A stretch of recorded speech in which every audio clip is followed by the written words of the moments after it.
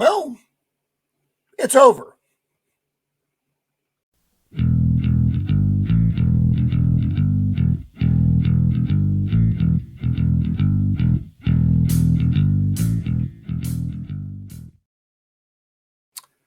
Greetings and welcome once again to Roman of the Empire. I am your host, Roman.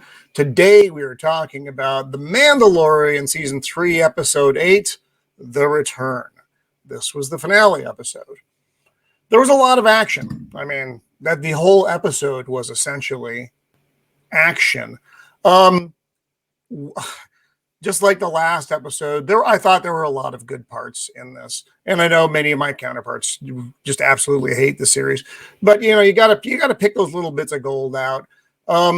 Overall, I mean, the season has not been good, so they throw these nuggets in there to get you excited about next season because that's pretty much what they've got. But this was a very decent closure. There were a lot of bad, again, tactical decisions made during this episode. And there were some things that were just very, left unresolved for the season. But as an episode, I thought it was okay. Again, Din doesn't play a huge part, but he does get some good stuff in this episode. Finally, he gets to actually do some things. So that was good to see. So there we are. I mean, season's done. Am I looking forward to season 4? Not really. It's almost a circular loop back to season 1 by the time we get to the end of this. But it was all right. I wish the season had been better. I wish Grogu hadn't been in the season and they could have followed Din's story through this. I think that would have been a way better thing to do with this, but that's not what they did. You had all the filler stuff, and it was what it was. So let's dive into this episode, which picks up immediately following the last episode 7, The Spies, which was a stupid name that really never really panned out. You might thought there was in the Mandalorian ranks themselves there were spies, but no. So Bo and the group got ambushed. They got led into a trap. As the ambush had started, Axe Wolves jettisoned out through a hole in the ceiling.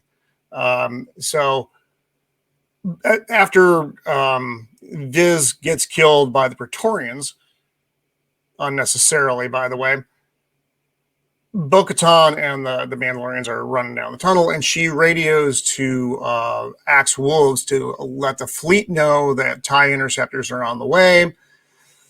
And to abandon the capital ship, go to the drop ship, we have to beat them on the ground.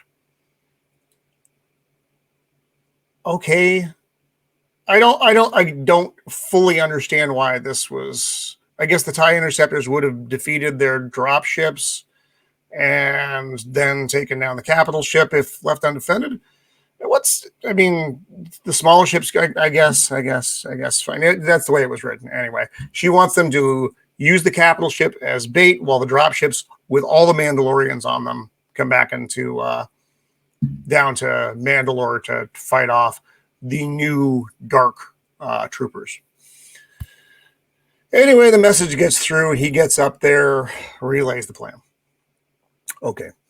Down on the planets, Din got captured last time, if you'll recall. So he does a good job fighting off the Dark Troopers with the help of IG-12 piloted by Grogu, which I still find immensely annoying. They find their way to that laser corridor.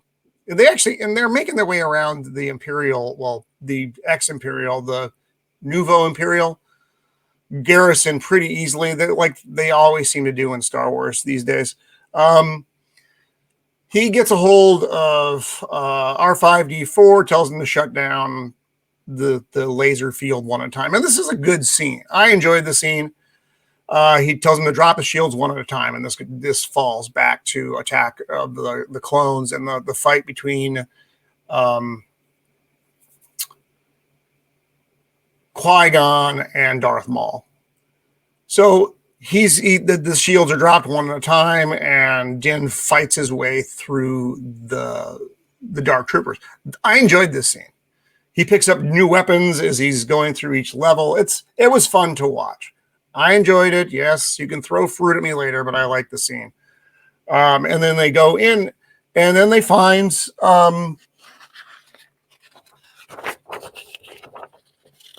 the clones.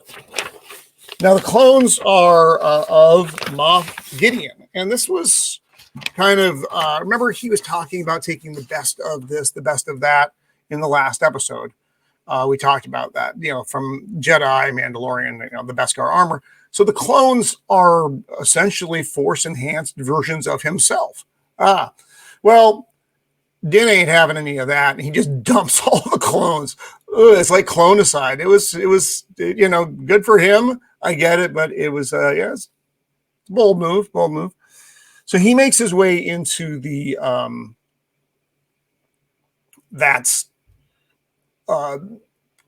where he's meeting with the Shadow Council, his command center. And Gideon and he then start a tussle because Gideon's pissed that he just dumped his freaking clones, and rightfully so. I mean, from his perspective. Now, Bo and the other Mandalorians are hiding in these caves that the survivor Mandalorians who have been there since the Purge have been living in, and they've been cultivating farms underground of the local, plants that have grown there. So their life can return to Mandalore. And this is where they have been growing their food. Remember, I asked that question last time. I had no idea how these freaking guys were doing that. And so that's where they're hanging out briefly while they're waiting for the reinforcements. Now, once they re-enter the atmosphere and the armor lets Bo know that the reinforcements are on the way, everything launches into just full freaking battle immediately. All the Mandalorians come out of the dropships. The really large amount of Dark Troopers, if it's like, okay, this is garrison size level. There are a ton of guys here, and they launch into an aerial attack. And this is again fun to watch. It's kind of busy, but it is fun to watch. Favreau wrote this episode as well. He was the only writer on this episode. And then the battle ends up back on the ground. And now Din and Gideon are having their tussle, and Grogu and Din get separated. Gideon has one of those Mando lariat things that shoots out, pulls Din off. While Grogu gets separated, you see the doors closing, and the Praetorian Guard who killed Paz in the last episode are closing in on him. Now, Bo, of course, saves the day for him. There's a lot of combat in between here, and the scenes are fun to watch. I'm going to tell you that again. The scenes are fun to watch. It doesn't. Why did the Mandalorians run away? I mean, that bugs me. I guess because they were so outnumbered in the last episode, but this is a warrior race. I guess, tactical retreat, we'll call it that. But they're still vastly outnumbered here. So Bo comes in while Din and Gideon are fighting. She saves the day for Din to get back and rescue Grogu, who's not having a good time.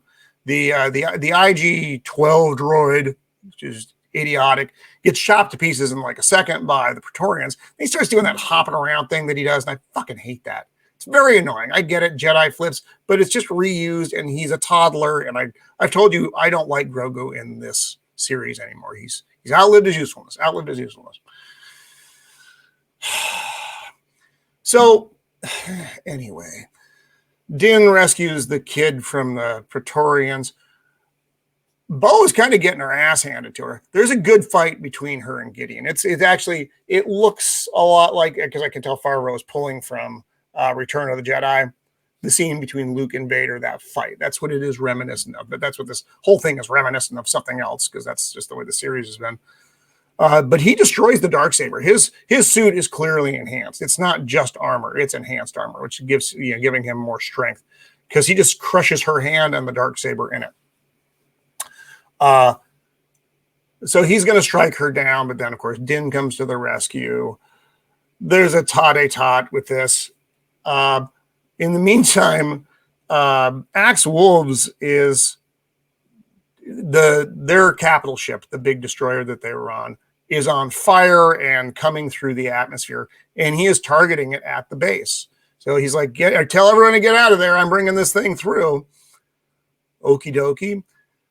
I'll get to that in a second after, so I can relay my thoughts on this. So he drops the ship in, and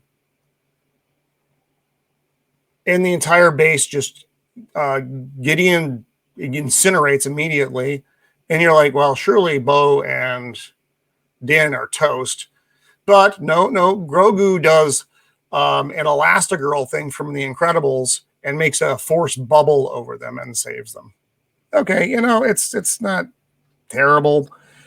The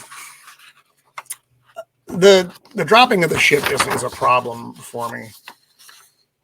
They have an Imperial, they have a functional base right now that if they win this thing, they have a functional place to operate from that has all the stuff. You can pull out whatever Imperial crap you need to, but overall you have a functional facility. Why would you destroy said functional facility? I'm not sure. I mean, yes, it got rid of Gideon, but surely Bo and Din could have done that or would have done that. Now you've got a destroyed base, the remnants of your destroyed city, and plants in a cave.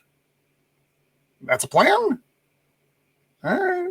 That's that's you guys. You be you.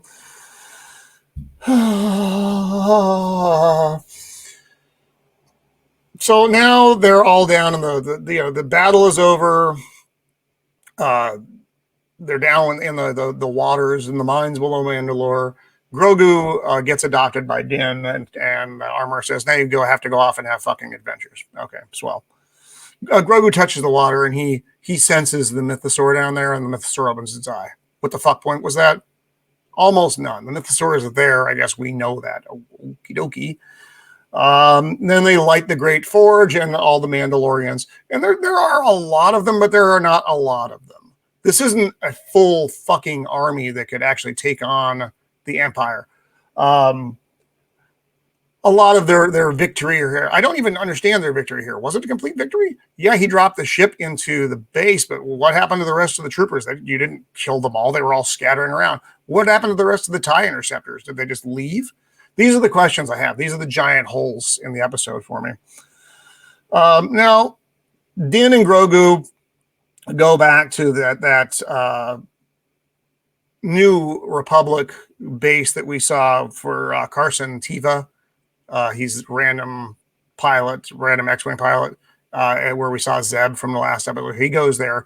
He gets hired on to do bounty hunting for them to get Imperial remnants. Okay, fine.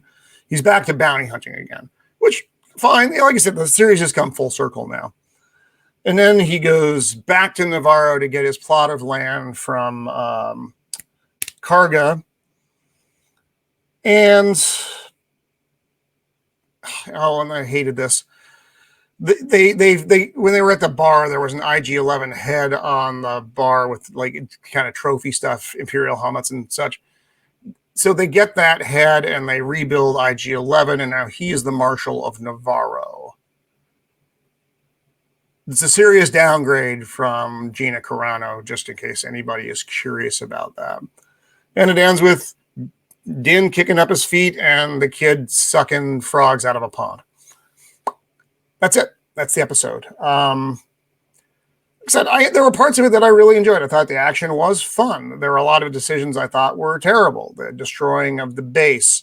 You never saw the return of Admiral Thrawn. The spy thing was a red herring. The Mythosaur never really happened. The Darksaber gets destroyed. All of these things. And then Din and the kid got to leave again after all this happens.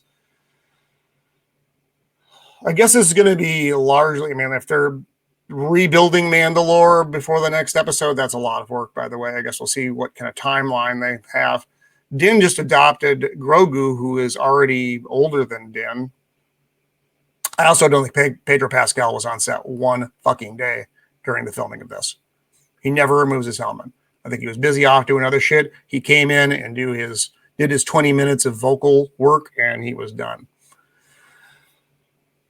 Season 3 was a disappointment. For this show had so much potential. Grogu should have been gone at the end of season 2. They brought him back.